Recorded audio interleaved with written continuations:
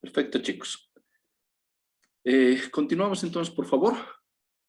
Hemos hablado entonces con el grupo de Brian y con el grupo de la señorita Nayeli. Sigamos, vamos a ir en lista. Gisela Borda. Sí, Liz, mi compañera va a compartir la pantalla. Perfecto. Riley. Esto te lo probaré. Ya, ahora sí.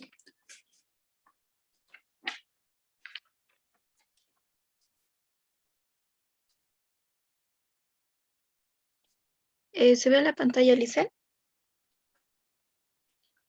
Se ve bien. Ya. Muy bien. Buenas tardes, Lisel. Buenas tardes, compañeros también. El tema que vamos a exponer es el principio de Peter y el principio de Dilbert. El principio de Peter. Sí, el principio de Peter se trata de un libro escrito por el catedrático de Ciencias y de la Educación de la Universidad del Sur de California, Lauren J. Peter, en coautoría con el escritor y periodista Raymond Hull. Hull, en la introducción del libro, observó que con muchas pocas excepciones, los hombres manejan el trabajo con torpeza. También Hull ve una poderosa incompetencia en todas partes y cree que si se puede encontrar la causa, se puede encontrar también un remedio. Por eso empezó a hacerse preguntas y conceptos sobre muchas teorías, también como que diciendo que un banquero normalmente culpa a las escuelas. Hoy en día, los chiquillos no aprenden métodos de trabajos eficaces. Tanto también como un maestro culpa mayormente a los políticos con semejante falta de eficacia en las sedes del gobierno. También menciona que alguien siempre va a estar culpando a otros por la inexperiencia que tiene uno mismo. El principio de Peter, basado en estudios se basa en los estudios de las jerarquías que también de las organizaciones modernas.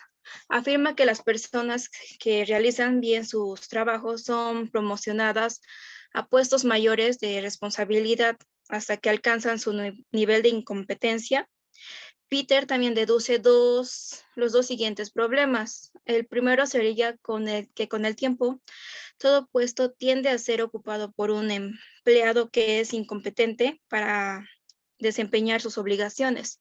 Y también el segundo punto que menciona es que el trabajo es realizado por aquellos empleados que no han alcanzado todavía su nivel de incompetencia. El principio de Peter fue deducido del análisis de cientos de casos de incompetencia en las organizaciones y da explicación a los casos de acumulación del personal. También voy a pasar a mencionar que estuve indagando sobre el libro y a lo que vi tiene 15 capítulos, de los cuales voy a mencionar algunos que me han llamado la atención. El primero es el principio de...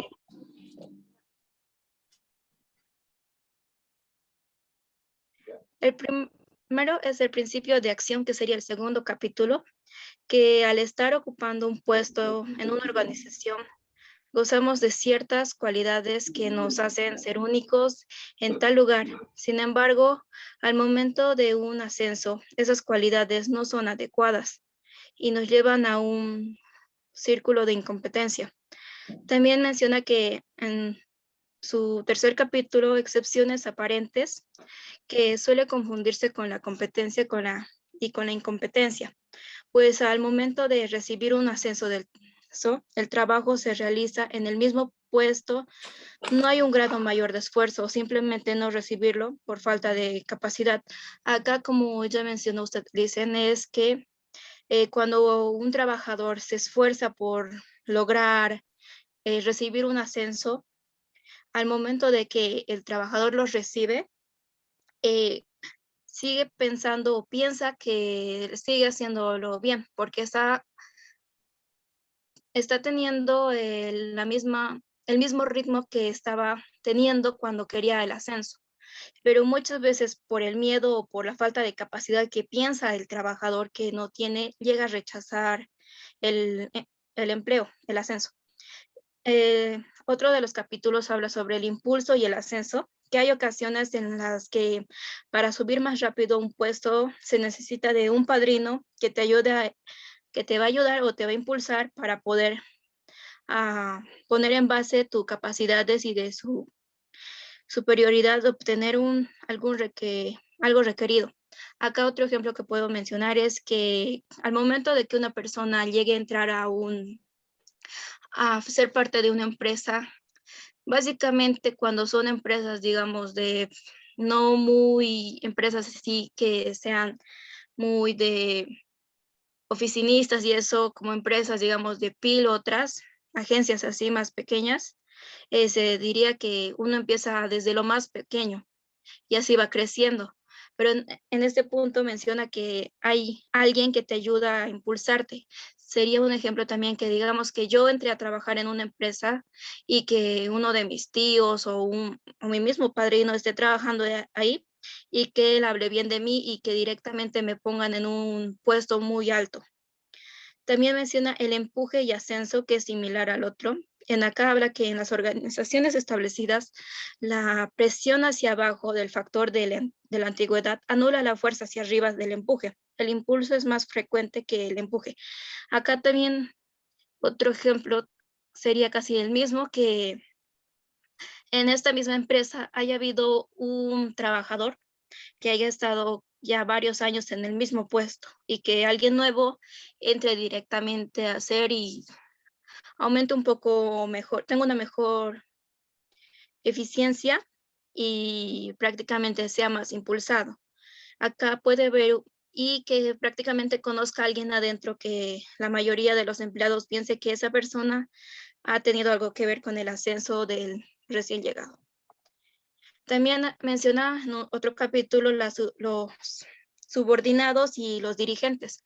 Para ser un buen dirigente hay que ser un buen subordinado. La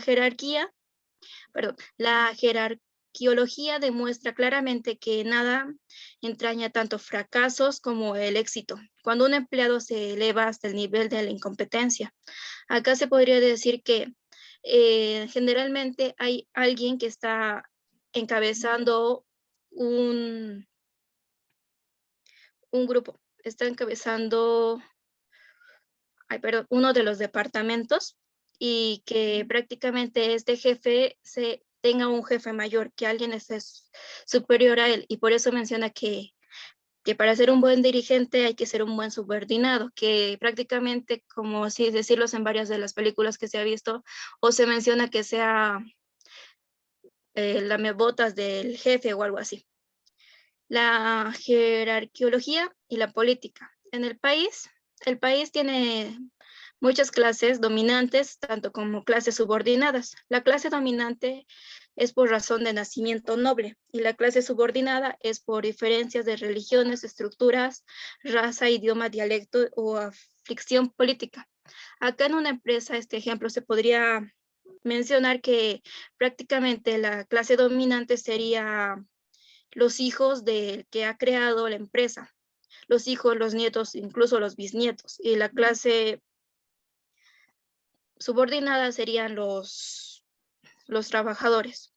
Y otro punto que llega a tomar el libro es que sobre los indicios y prefiguraciones en una compañía con 3 departamentos fundamentales, hay 23 vicepresidentes, se podría decir. Y también menciona que en un desesperado esfuerzo de esta compañía o empresa por conseguir eficiencia, contrata más personal y este simplemente sería temporal. También se ha visto que en varias empresas, justamente para que esa empresa tenga más eficiencia, prácticamente se llegan a contratar empleados por montones, o prácticamente sería que contraten empleados de recién ingreso, que estudiantes prácticamente que recién han salido de la universidad. Y acá menciona que haya 23 vicepresidentes solamente en 3 departamentos. Esto mencionaría que al momento de contratarlos simplemente les diría que a esas 23 personas que están siendo contratadas temporalmente y al finalizar el mes se va a ver quién logra quedarse en la empresa y quiénes se van. Y justamente al final del mes contratan a los que sí han pasado, los más eficientes que han visto que son, y que prácticamente a los demás no se les pague por sus horas de trabajo. Así mencionando que era un trabajo simplemente temporal o de prueba. La psicología y la jerarquiología. La ciencia es fundamental para cualquier organización enfocándose en la conducta y el comportamiento dentro del ambiente laboral, la obtención de confianza y esconder que los sistemas jerárquicos se ganan por las competencias. También siguiendo con otro de los capítulos de este libro de Peter es la patología del éxito. Las enfermedades de la incompetencia llegan a ser el motivo de uno para realizar ningún trabajo útil, donde se sienten dominados por la ansiedad al saber que están haciendo insuficientes el ámbito y no le encuentran el placer. Prácticamente acá se podría ver que tras que el empleado esté teniendo el mismo trabajo y no llegue a tener un ascenso, se llegue a aburrir de la se llegue a aburrir de hacer lo mismo todos los días o casi todos los años. Indicios numéricos de colación final. Se sabe que por medio de hábitos, quien llega a tener un rol de jerarquías por medio del personal competente, donde se ven sus fuentes y debilidades y situaciones dentro del trabajo y medicarlos con ayuda médica. También menciona sobre la salud y la felicidad, donde una posibilidad o sueño fantástico. La salud y la felicidad son esenciales en el factor productivo por un empleado de efectividad. Es estable y eficaz. No debe ver solo un fruto y concentrarse en el presente, reconocer su pureza y trabajar duro. Acá menciona que tanto en las empresas donde haya salud y felicidad, donde prácticamente el empleado tenga algo nuevo que hacer cada vez o que esté prácticamente feliz con el puesto que le toca, va a haber un mejor rendimiento de los empleados. Y prácticamente eso se nota que muchas empresas pierden sus trabajadores porque hacen lo mismo o les llega a tocar hacer lo mismo varias veces. Y es recomendable que la empresa saque nuevas cosas, digamos que en una revista a sus mismos fotógrafos les manden a diversas ocasiones y así que no se queden en la monotonía. Incompetencia creadora. Es solo mental y siempre hacer una cosa menos que los demás creyendo en la incompetencia solo alimenta la pureza y la inefectividad. Acá nos menciona un ejemplo que podría ser, es que uno de los empleados simplemente tenga los problemas mentales de que no puede lograr lo que no va a hacer, o que alguno de sus superiores le haya mencionado que es un inútil y que no hace nada bien. Y esto simplemente sea mental y que ese trabajador sí tenga las capacidades para hacer bien su trabajo. La extensión darwiniana. El hombre debe creer que en las jerarquías evolutivas de la vida, porque su más grande ascenso es la vida no ser negativo, muy competente, tarde o temprano el hombre alcanzará su gran grado máximo de incompetencia vital. Gracias. Va a continuar mi compañera Gisela. Gracias. Siguiente diapositiva, Riley. Bueno, yo voy a continuar con el principio de Dilbert. El principio de Dilbert fue acuñado en la década de los 90 por Scott Adams, un dibujante estadounidense famoso que fue el creador de la tira cómica de Dilbert. Fue un personaje muy popular entre los economistas y empresarios de los Estados Unidos. Scott Adams estudió en la Universidad de la BMA, en la Universidad de Berkeley, y presentó una sociedad de un famoso principio en un artículo publicado en el año 1996. Ese diario es el periódico de Dilbert sobre la duda de la meritocracia. Ese mismo año, Scott Adams amplió su estudio con el lanzamiento de su libro El principio de Dilbert, que hoy se ha convertido en una lectura obligatoria o recomendada en las principales escuelas de negocios de todo el mundo y que se ha vendido más de 1 millón de ejemplares. Siguiente diapositiva. El principio de Dilbert y el origen del concepto. El principio de Dilbert tiene su origen en otro concepto, el principio de incompetencia de Peter. Este último viene a afirmar que las personas que hacen bien su trabajo son ascendidas hasta que alcanzan un puesto que no son incompetentes y en el que se quedan estancadas. Sin embargo, el otro principio de Dilbert sostiene que los empleados menos incompetentes son ascendidos intencionalmente para evitar que produzcan daños en los puestos realmente claves o importantes de las empresas o instituciones. Siguiente. El principio de Dilbert tiene como fundamento, según su autor, los ascensos se darían porque los puestos superiores que tienen realmente muy poca relevancia en la producción de la empresa y la mayor parte del trabajo realmente productivo se haría por parte de las personas empleadas en los puestos bajos de la escala. Por tanto, promocionar a puestos superiores a las escalas menos productivas que haría que dejen un cierto estorbo para los trabajadores que sí se ofrecen un buen rendimiento y que son realmente, que sacan adelante a la empresa. Hay dos economistas que son Jorge y Pascal, son dos economistas que comprenden el fenómeno de los ascensos de las empresas. Para aquellos que muchas promociones que explican por parte del fenocidio y es lo que mayormente llama es el síndrome del escarabajo. Cuando realizan promociones de los gerentes, tienden a promover la similitud y rechazar la heterogeneidad. Esta lógica explica la representación femenina que mayormente en las empresas los que son mayormente ascendidos son mayormente los varones y rechazan a los que son el género opuesto que son las mujeres. Eso sería todo, Lisa. Mi compañera va a continuar. Perfecto. Bueno, ¿cómo es el principio de Dilbert? Bueno, según Adam, según los postulados de Adam, la clave está en que la productividad de la empresa depende de los puestos más bajos de la escala jerárquica.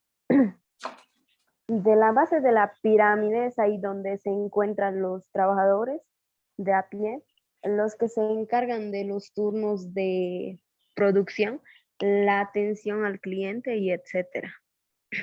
A medida que subimos en esa escala jerárquica, vemos que se deduce la influencia de esas personas sobre los niveles de productividad de la empresa. De modo que el papel del director será algo prácticamente irrelevante. Críticas al principio de Dilbert. Los criterios del principio de Dilbert defienden que situar a un empleo incompetente al frente de la empresa o de un equipo de trabajo puede ser muy dañino para la compañía, ya que en esa posición cuenta con un gran poder de decisión y sus decisiones son malas, algo seguro. Debido a su nivel de incompetencia, la empresa y su productividad se resentirán. Dilbert versus Peter. No sé cómo se dice. Ya bueno, ya. El de Peter se desarrolla antes, ¿no? Y a partir de él surgió el de Dilbert. Aunque son algo opuestos, según el principio de Peter, el trabajador se vuelve incompetente a medida que avanza en el escalón corporativo, de modo que cuando alcanza un puesto directivo, su productividad caerá. Dilbert dice que no, que lo han ascendido para evitar que cause estrategias en la productividad. Eso es. Perfecto, Luis. Muchas gracias. A ver, han hablado bastante de algunas pautas muy interesantes, sobre todo el principio de Peter, prácticamente paso a paso. Pero en esta última diapositiva estaríamos resumiendo, evidentemente, de qué se trataría. Es bastante conveniente, voy a decir, cuando estábamos hablando en algún punto de esto, sobre cómo está relacionado y la guía que debe existir. A ver, chicas, entre Gisela, Raquel o Melissa, yo les pregunto a las tres, ¿qué opinan sobre esta situación? Un ejemplo les voy a dar. Las empresas, sobre todo familiares, caen en una necesidad, no es un punto, son conscientes, caen en una necesidad que se llama confianza. No sé ¿dónde ustedes creen que está enfocado eso? ¿En el principio de Dilbert o en el principio de Peter? ¿Qué pasa? Cuando el dueño de la empresa, el tío, digamos, lo asciende al sobrino, pero por confianza, no es porque sea eficiente ni nada. Él dice, el muchacho es auditor, ha salido recién, pero yo confío en él para que lleve las finanzas o el dinero de mi empresa. Cuando hablamos de esa competencia como confianza, ¿dónde creen que estaríamos enmarcándonos? ¿En un principio de Dilbert o en el principio de Peter? Cualquiera, o las tres si me pueden responder. O no sé si me han entendido un poquito la pregunta, ¿no? O sea, me refiero a que cuando una empresa, sobre todo familiar, tiene esta falencia que se llama confianza en los demás, en nadie externo que no sea la familia. En este ejemplo, el papá, digamos, ¿qué pasa? Yo he visto un par de casos de una empresa de jeans en la zona sur de Cochabamba, yo lo vi, yo lo tomé.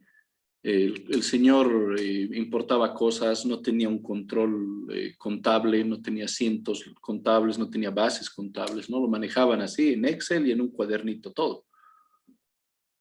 Y el señor podía haber contratado, obviamente, contadores o auditores que le ayuden a llevar todo eso, ¿no? Porque inviertes trayendo de China la tela, algunos insumos, etcétera. Pero el señor ha preferido contratar a su sobrino porque decía que confiaba en él, que lo ha criado, y obviamente fue un desastre, ¿no? Casi a la quiebra llevó. ¿Dónde creen, chicas, que está enfocado eso, ese tipo de situaciones?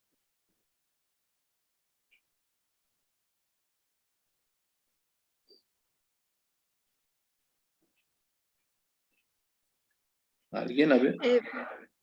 Bueno, Listen, mayormente para mí estaría enfocado para el principio de Peter, porque prácticamente como mencioné, según Hull, él menciona que alguien siempre va a culpar a otros. Prácticamente si este mismo sobrino llega a equivocarse, no va a ser culpa o va a pensar que es culpa de él mismo que le ha dado la autorización de que a su sobrino, el señor, de que haga esto. Eso sería mi respuesta, Listen. Perfecto. Ya, excelente. Muchas gracias. Sigamos entonces, chicos. Esto está bien. Estamos tomando ejemplos prácticos, creo. María Zené Cardona. Aquí Listen. Perfecto. Por favor, con tus compañeros.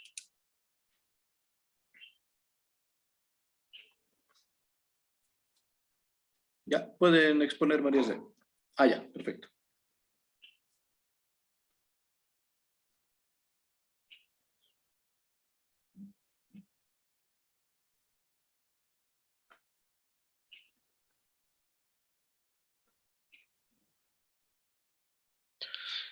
Buenas tardes, licenciado.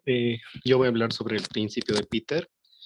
El principio de Peter tiene que ver con la jerarquía de una empresa, en donde se presentan los ascensos de puesto a empleados que son profesionales y son competentes en el área donde se desempeñan. En una empresa o en una organización, las personas que realizan bien su trabajo llegan a ser promocionadas a un cargo mayor donde tiene una mayor responsabilidad y así sucesivamente hasta que llega a un punto donde se vuelve incompetente para desempeñarse adecuadamente en sus funciones. El principio de Peter, eh, escrito en un libro en el año 1969, menciona cómo, en una organización o en una empresa, aunque también en la sociedad, eh, alguien que desempeña un papel medianamente importante y lo hace con un desempeño bastante sobresaliente, llega a tener confianza de los dueños de la empresa, tanto a tal punto de que los mismos dueños son quienes le promocionan para que hagan una mejor función. Esto también obviamente con una mejor paga. Sin embargo, el, el promocionado, a pesar de recibir un mejor sueldo, va a llegar el punto donde cuando más ascienda, se va a sentir con una frustración bastante grande y eso mismo va a afectar su desempeño e incluso puede causar que lo despidan. Eh, el principio de Peter se puede ver representada también a través de una metáfora, la cual es de la vaca en el tejado, donde no se puede explicar cómo semejante animal llega tan alto y por más que hayan muchas personas ahí, no pueden descifrar el misterio detrás de ese suceso. Esto lo vemos también mayormente reflejado en la política, ya que bueno, son cargos públicos, por así decirlo, que la gente se entera de lo que hacen en tanto los ministerios y demás, donde muchas veces se pregunta eh, cómo es que alguien ha llegado a, yo qué sé, ministro de Educación, por ejemplo, si presenta obviamente eh, actitudes que demuestran que no está apto para ese cargo. En el pasado también ya ha sucedido un principio de Peter, por así decirlo, con Sócrates, que Sócrates era uno de los filósofos más relevantes de su época, era un ídolo para las masas incluso, pero ha llegado el punto donde él mismo ha decidido ser su propio abogado en un juicio donde ha terminado siendo penado con la muerte. Y a pesar de que él creía que por ser un gran filósofo iba a presentar una defensa bastante justa según él, que lo iba a sacar de esa situación. Además, eh, también existe la situación donde los ascensos son decididos por gente que ha sido ascendida precisamente y que no están aptos para dar esos ascensos, por lo cual escogen personal que no se va a desempeñar correctamente, lo cual va a crear un círculo vicioso dentro de la organización hasta el punto de poder llevarlo a la quiebra. Eso sería todo de mi parte. Bien.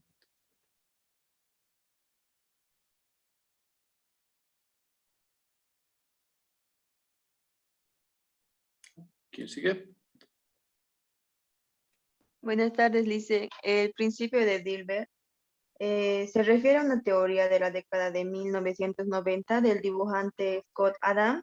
Él explica que las empresas tienden a promover sistemáticamente a sus empleados menos competentes a los puestos de gerencia. Esto se hace para limitar la cantidad de daño que son capaces de hacer. Son las personas que no se desea que hagan en un trabajo real y factible. Las empresas tienden a ascender a sus empleados menos competentes para limitar así la daño que son capaces de provocar. Es una variación del principio de Peter. Indica que los empleados son ascendidos intencionalmente para evitar que produzca daño, como reducir la cantidad del punto, ofender a los clientes, ofender a los empleados, etcétera. Utiliza la idea de que en determinadas situaciones los puestos superiores pueden tener muy poca relevancia en la producción real, que es soportadas por aquellos trabajadores que ocupan los puestos más bajos. Según el principio de Dilbert, un diseñador de software incompetente sería promovido para dar a otros diseñadores competentes la oportunidad de trabajar en paz. El gerente recién ascendido podría ocupar su día asistiendo a reuniones de pocas excedencias, mientras los trabajadores de base podrían continuar haciendo el trabajo que produce el beneficio real para la campaña. Por otro lado, en un puesto en el que hay poco contacto con la realidad, es más difícil empatizar y participar de los problemas diarios compartidos. Además, es más fácil reñir a alguien por no hacer algo o no hacerlo del todo bien cuando lo ves desde una posición distinta. ¿Cómo se dan los ascensos?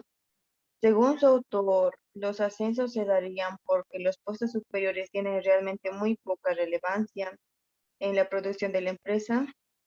En una compañía dilbertiana, las personas menos competentes son asignadas sistemáticamente a puestos donde pueden causar menos daño. Según el principio de Peter, un gerente incompetente era competente en su puesto anterior. Pero con el principio de Dilbert es todo lo contrario. Los líderes eran los peores en los puestos subordinados si no entienden la tecnología y carecen de sentido común. Es mejor relevarlos a un puesto donde sus limitaciones no castiguen a la empresa. Estos puestos suelen ser de generación y dirección. El principio de Dilbert trae en teoría una solución a la problemática planteada por el principio de Peter. El cuestionamiento del principio de Dilbert, a pesar de su éxito popular, el principio de Dilbert tiene muchos detractores que opinan que no tiene más valor que lo llamativo de su planteamiento. No obstante, también existen algunos investigadores que le dan credibilidad y mantienen que está mucho más presente de las empresas que de la mayoría cree. Cuando el principio de Dilbert apareció por primera vez, en forma empresa, la mayoría de los expertos en recursos humanos y organizaciones de negocios consideraron que no era más que una versión humorística de las teorías jerárquicas en la gestión de gobierno. Tendría poco sentido para los líderes de la compañía promover deliberadamente a sus empleados menos competentes a puestos con grandes responsabilidades, pero con el tiempo muchos de estos mismos expertos llegarían a apreciar lo que en el fondo planteaba el principio de Dilbert. Ese sería todo, Lice. Ya. ¿Hay alguien más que va a exponer algo? Porque creo que son 3, ¿no? En su grupo. Sí, Lice, solo son los dos que van a exponer. Ya. Muy bien. Perfecto. Chicos, creo que no nos va a dar tiempo para el tercer grupo, pero para ir conociendo un poquito las apreciaciones, muchachos. Es muy claro lo que están hablando. Si se dan cuenta, empezamos a enfocarnos un poco más ya en parte de la teoría real de lo que pasa dentro de la organización. Estos principios son razones de acciones, son reacciones de comportamiento o son una respuesta de una interrelación, ¿no?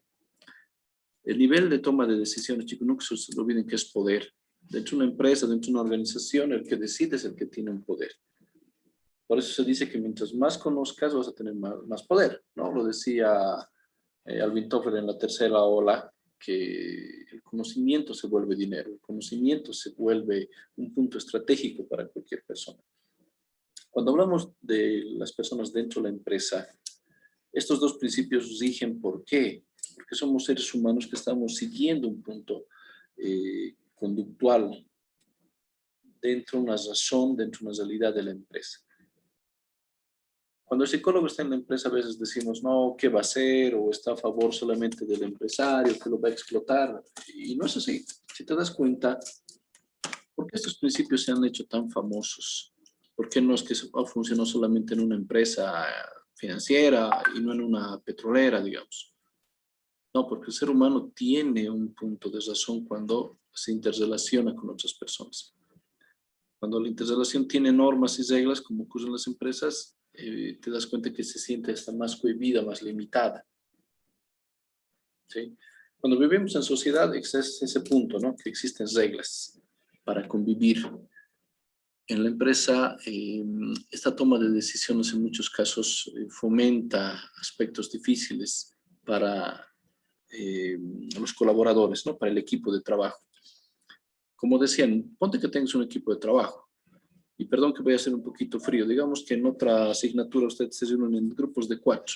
Y pasa lo mismo, ¿no? Unos cuantos nomás investigan, solo uno tal vez que tiene más facilidad de palabra expone, pero todos tienen el mismo puntaje. ¿Cuánto puede durar eso?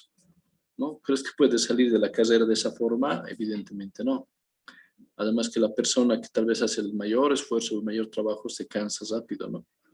Y terminan limitando tal vez las apreciaciones o el trabajo del resto del equipo. ¿Ya? Entonces, chicos, gracias por la exposición. Nos falta un grupo. El día jueves vamos a continuar, por favor. Vamos a empezar con la exposición de ellos. Y ahí vamos a cerrar esta primera etapa de la asignatura. El día martes vamos a conversar para ver lo de la evaluación, hasta dónde vamos a avanzar, para que tengamos todo en orden, chicos. Ya, entonces, por un poquito de tiempo, terminamos la clase de hoy y nos vemos el día martes, por favor. ¿Sí? Muchas gracias, muchachos. Hasta luego.